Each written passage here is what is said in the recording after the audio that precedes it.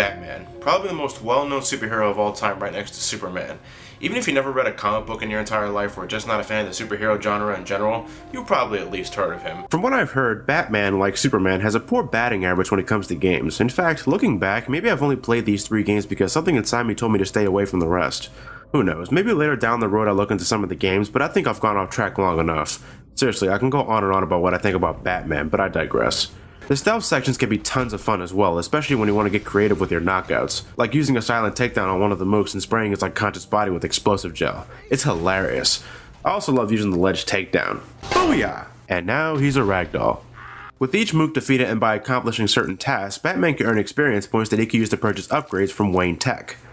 Wait, he has to buy upgrades from a company he owns? Okay, well, you're not really buying upgrades. In fact, what exactly are the experience points anyway? Is it wisdom? Anyway, upgrades can range from updating gadgets, your health meter, and additional combat skills like the inverted takedown, each coming with their own little quirky image, which I honestly wish they could have been drawn a bit better. I mean, this one looks like Batman's about to give you the most epic bitch slap of your life, and this one looks like someone slipped fire ants into his batsuit. Soon after, Batman will even gain access to his Batwing. Awesome!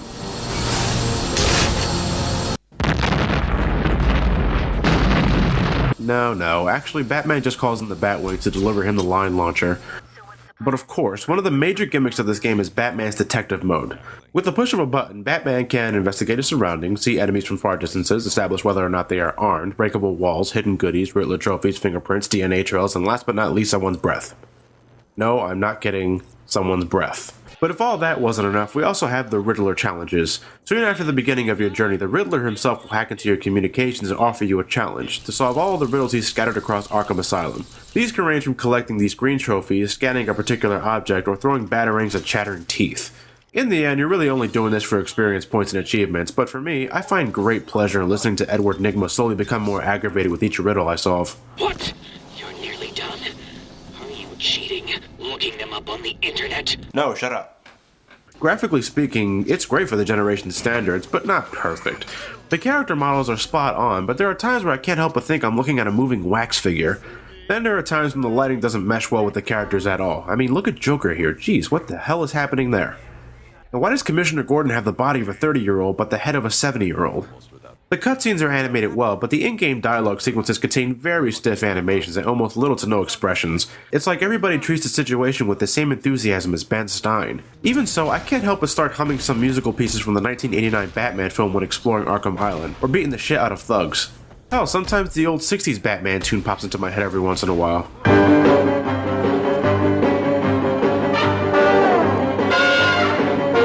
Mark Hamill once again does a great job with the Joker, but you can definitely tell he's aged a bit since his heyday. It's still a great performance though, and certainly the most memorable character in the game. I salute my fallen enemy!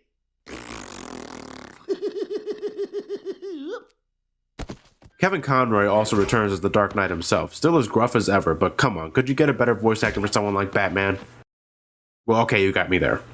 Any last words before I bust your balls, blunt man? Now, it's been over a year since I looked at Batman Arkham Asylum for the Xbox 360, so there's probably a lot of you wondering, just why the hell did it take me so long to get here in the first place? Well, let's go down the list. 1. I wanted to give this game some time to cook, as the overall adventure was rather meaty and not something I could immediately review. 2. Since I like to discuss plot details, didn't want to immediately spoil anybody with crucial plot elements and wanted to give some time to age before picking it apart. 3. The second Sonic interview. 4. My job in retail that I no longer work in. 5. The second Sonic interview. 6. Pokemon Black and White 2. 7. Other games I just want to play and relax. 8. Getting this Batman mask for the review. It's nice, isn't it? It weighs a fucking ton, but its craftsmanship is pretty remarkable, and I figured it's close to Halloween, why not wear a mask? So let's get started. Bruce Wayne, seeing as he can't do much as Batman alone, decides to use his fame and fortune to start a rally to get Arkham City torn down. He does so by holding a press conference in not only the most dank and depressing setting I've ever seen a press conference held in, but right outside the walls of Arkham City. Moments later, Tiger guards who work for Hugo Strange arrest Wayne on the grounds of being a dumbass and drag his unconscious body inside Arkham City. If there's one thing this game likes having you do, it's fulfilling a prerequisite in order to get a single task done. For instance, in order to reach Penguin, we need to retrieve something from Mr. Freeze's suit. But before we can do that, we need to rescue some Gotham City police officers. But before we can do— Shark! Get it off! Get it off! Get it off! Get it off! Get it off! Luckily, a ninja assassin conveniently leads Batman to Talia al Ghul, daughter of Ra's al Ghul, or Ra's al Ghul. How is it pronounced? I got the animated series telling me it's Ra's, and I got the Nolan films telling me it's Raz. Soon, Batman confronts the frail old Mr. Al Ghul, who jumps into the Lazarus pit to restore his youth. With all the ingredients in hand, Batman and Mr. Freeze finally develop a cure, but before Mr. Freeze hands it over, the two have a fight because Mr. Freeze wants his wife rescued from the clutches of Joker, and Batman just doesn't know when to stop being a total dickwad. As Batman heads back into the Joker's lair, he's confronted by a completely healthy-looking Joker who decides to take Batman head-on. At this point, I'm terribly suspicious. First off, that is the fastest working cure I've ever seen, and secondly, the Joker confronting Batman in a fistfight?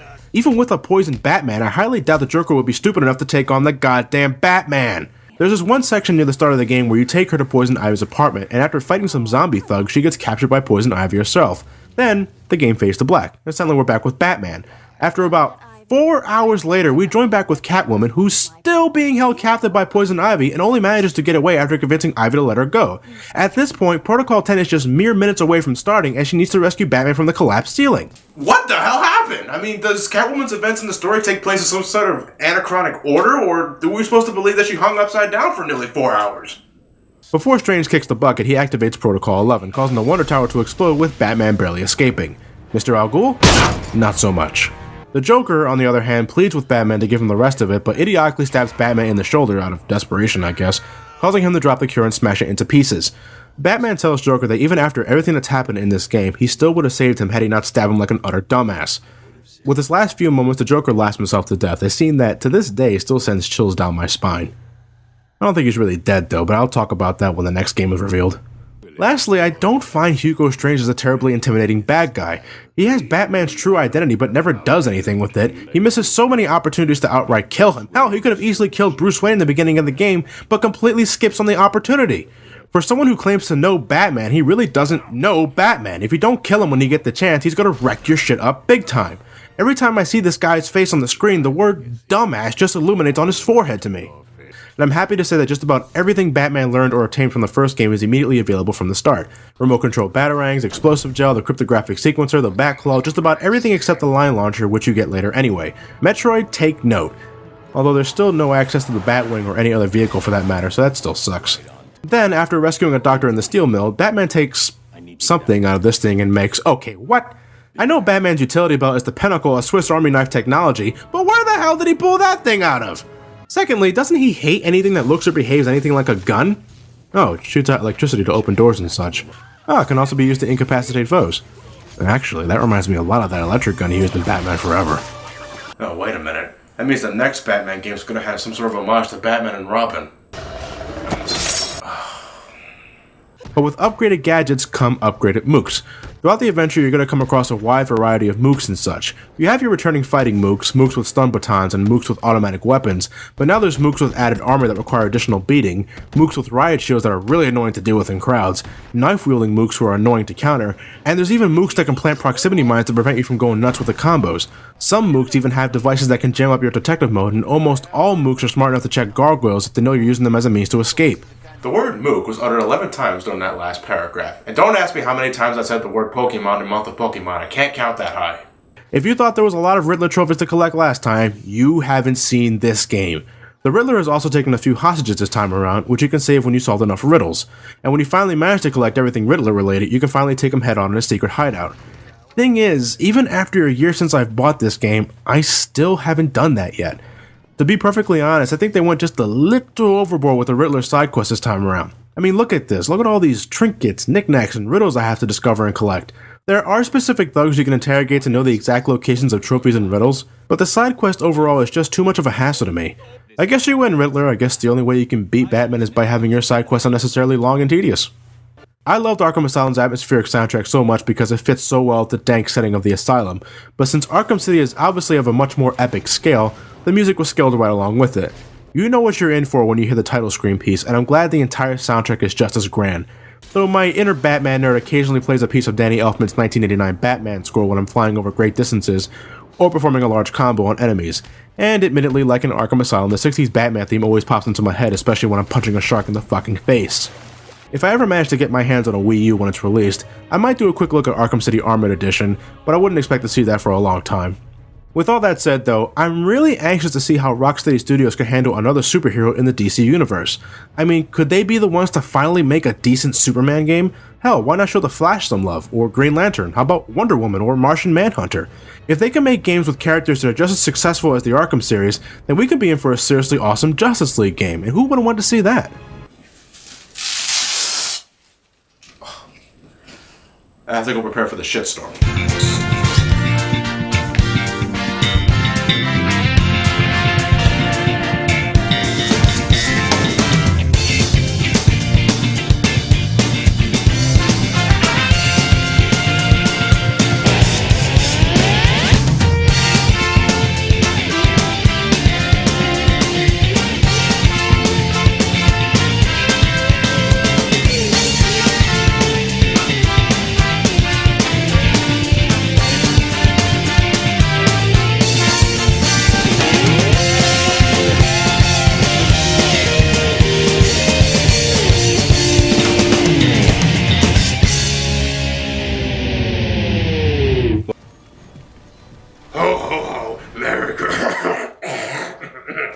Okay, ain't much better.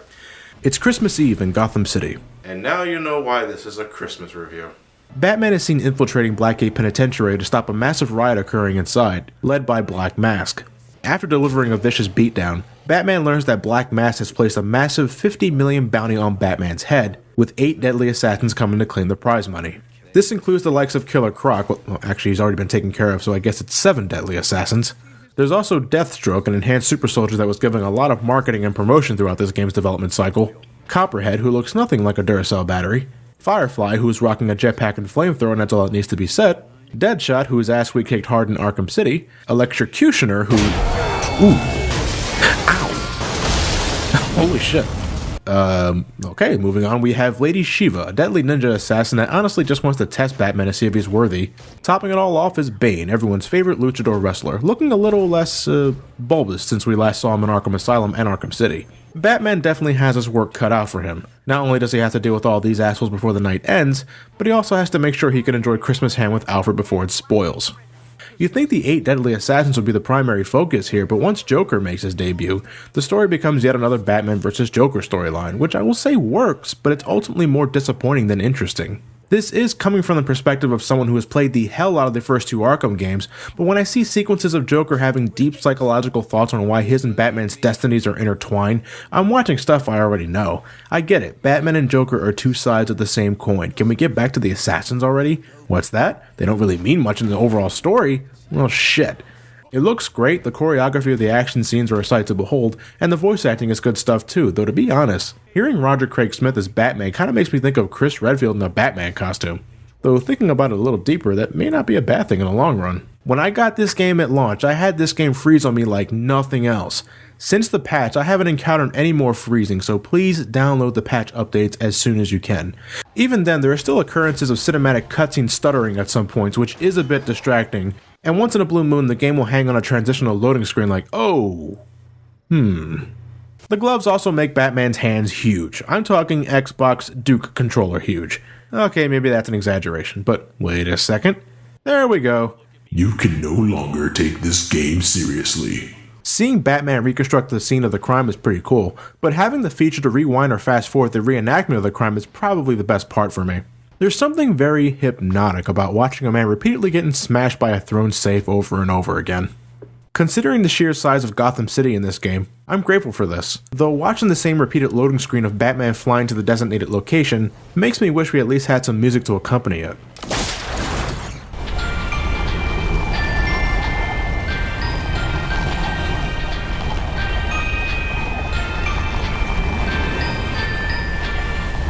You can fly back to the Batcave at any point and talk with Alfred, and their conversations can be pretty fun at times. I feel terrible, Sam.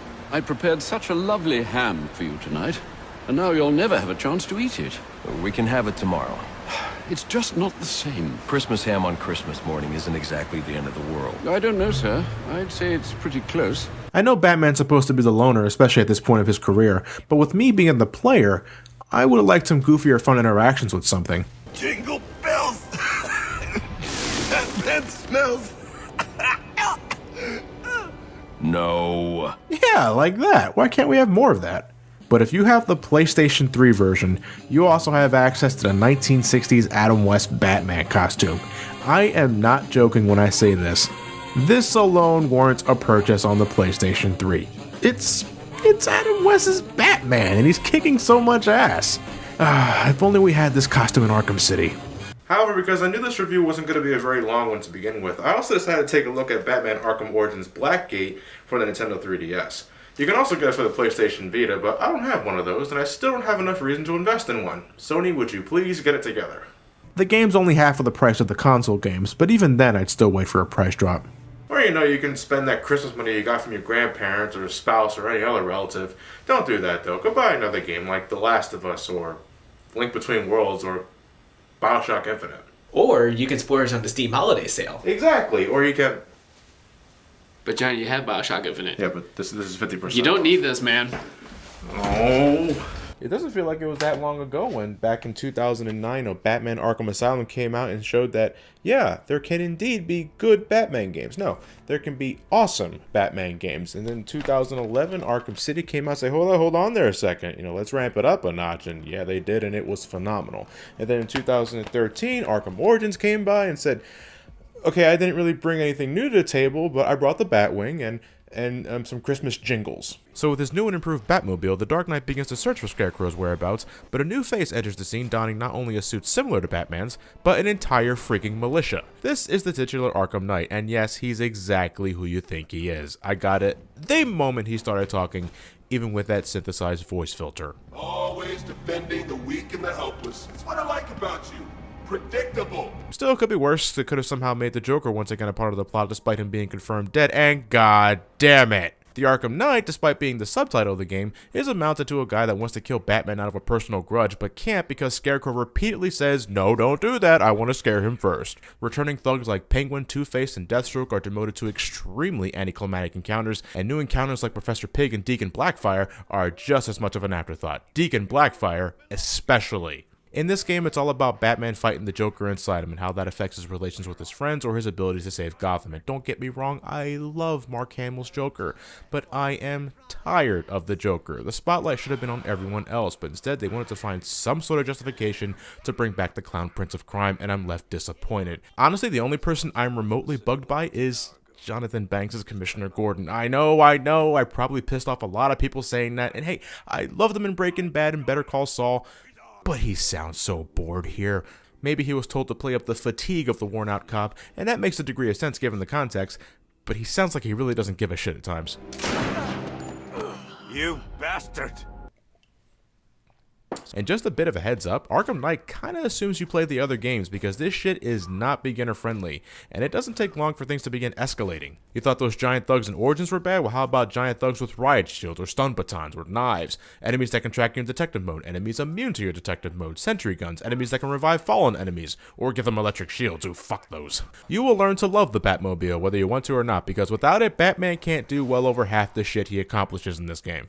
You can use the Batmobile for two things most of the time. You can either drive like a madman on the streets of Gotham, going about 300 miles per hour, causing tons of non-lethal collateral damage or tons of non-lethal hit and runs. Yes, I said non-lethal hit and runs. Or you can use its battle mode to engage enemy tanks and vehicles. Not to worry, the tanks are all unmanned and remote controlled, and the Vulcan cannon fires non-lethal rubber bullets when used against thugs. I think it's safe to assume that the explosions are also non-lethal and made of rubber. Hey, we'll never know. The tanks are always empty. It's so ridiculous that a man who lives and dies by a no-kill code would have something like this. He won't use guns, but a fucking Vulcan cannon? Strap that shit on. I guess for a man that's always prepared for anything, there's gotta be some compromises here and there, even if they fly in the face of everything he stands against. However, to say that Arkham Knight on the PC was the total opposite on launch would be the biggest understatement of the fucking century. Low-res graphics, sluggish frame rates even on the most powerful of PCs. It was so bad that WB recalled physical copies of the game and pulled the title from Steam until the issues were sorted out. Now I hear that those that were unfortunate enough to buy that version day one are receiving patches to stabilize everything, but WB still hasn't re-released the game. Now I know a lot of you were hoping that I would dig deep into that sort of thing, but the fact is the PC version isn't even fucking finished yet, and the fact that they tried to sell that at full price with the way it was is appalling. It's absolutely bullshit. This is a game that's already rocking a $40 season pass, $40 fucking dollars for around 6 months of additional content. But I won't act like the console versions are completely glitch-free. I counted 2 times the game failed to load the next checkpoint, essentially locking me out, forcing a soft reset. The game totally shut down right here. Batman got stuck in place here. Robin, there seems to be some sort of impenetrable force field in my way. Quickly, the anti-impenetrable force field repellent spray. This right here looks like Batman's doing some sort of inverted patootie. Barbara Gordon failed to load during this cutscene right here. Batman's body outright fucking disappeared here. And Lucius! Lucius, it's fucking raining inside my office! Oh, my leather seats on my computer. Lucius! Answer to Batman! This is not a good night for the Cape Crusader. I won't lie, I was giddy as fuck for the 1989 Batman costume, complete with the 1989 Batmobile, but you can only use it for races since it doesn't have a battle mode, which is bullshit. It had guns in the 1989 movie, and it blew up the Ace chemical plant with tire bombs. Anyway, that's a wrap for the Batman. For now, I got a feeling this isn't the last time we'll see him. But while he spends his time brooding in his cave, I got other games to look at, and that straw poll, man. Metal Gear and Mother are still so freaking close, and it's almost time to close up voting. Who will win? Find out next time. Same bat time, same bat channel.